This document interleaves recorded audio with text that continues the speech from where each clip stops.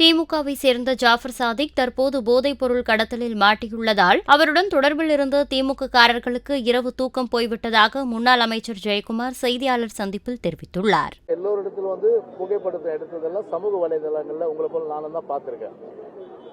இப்படிப்பட்ட ஒரு நிலையில அந்த முதன்மை குடும்பத்தோடு இந்த ஜாஃபர் சாதிக்குள்ள அந்த தொடர்பு, அதனால் கிட்டத்தட்ட பல வருடங்கள் இந்த தொழிலில் ஈடுபட்டு அதன் மூலம் திமுக பெற்ற ஆதாயங்கள் எவ்வளவு, யாரெல்லாம் பெற்றார்கள், அதில் நாடாளுமன்ற உறுப்பினராக இருக்கலாம், சட்டமன்ற உறுப்பினராக இருக்கலாம், அதே போல அமைச்சர் பெருமக்களாக இருக்கலாம், திமுக சார்ந்த நிர்வாகிகளாக இருக்கலாம், திரைப்படத்துறையினராக இருக்கலாம். பத்திரிகையில் செய்தியை நான் சொல்றேன். இப்போ அவர்களுக்கெல்லாம் இரவு தூக்கம் போச்சு. குறிப்பாக திமுகவுக்கு இப்போ இரவு தூக்கன்றதே போச்சு. ஏன்னா எந்த நேரத்திலையும் என்சிபியை பொறுத்தவரையில் அவருடைய ஜாஃபர் சாதிக்குடைய அந்த ஒப்புதல் வாக்குமூலத்தை வைத்து நடவடிக்கை எடுக்கலாம். அந்த அளவுக்கு நடவடிக்கை எடுக்கிறது ஒரு பக்கம்.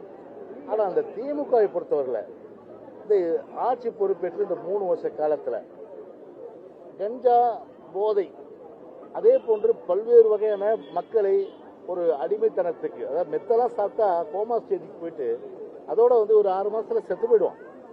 அப்படி எவன் செத்தா போனான்னா நம்ம குடும்பம் மட்டும் நல்லா இருக்குன்ற அடிப்படையில் இன்றைக்கு ஒரு குடும்பம் இதை கண்டு காணாமல் இதுல ஆதாயம் பெற்றது என்கின்ற ஒரு கருத்திலே இன்றைக்கு விசாரணை தெரிய வரும். அது வேற விஷயம். ஆனால் ஒரு சமுதாயம் சீரழிகின்றது.